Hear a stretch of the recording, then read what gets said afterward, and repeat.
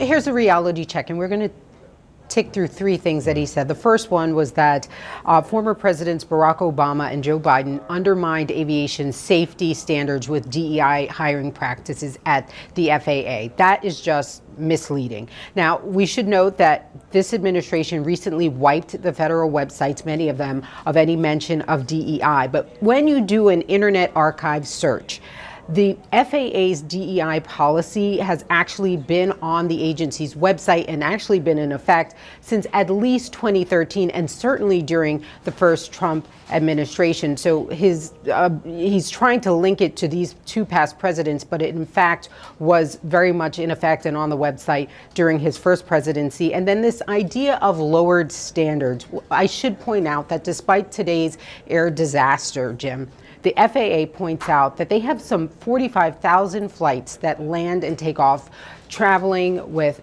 2.9 million people every single day. And this sort of incident is incredibly rare. So the United States is still considered the gold standard when it comes to aviation safety. But I want to go to the next thing that he said. The president said, this was the claim, and I'm quoting, the FAA says people with severe disabilities are most underrepresented segment of the workplace. They want them in so that they can be air traffic controllers.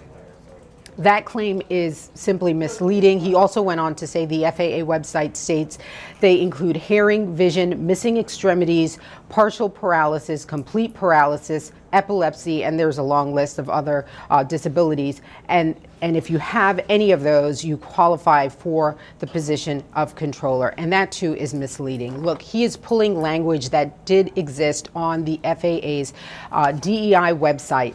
That language is certainly there, but they were speaking about a broader commitment to not discriminating against people with disabilities across the federal government. And as we know, there are laws on the books that make it illegal to discriminate against someone because of disabilities. But on the FAA website, it also states that if you are going to be an air traffic controller, you have to pass a medical examination, a security investigation, an FAA air traffic pre-employment skills assessment, and you also have to attend the academy.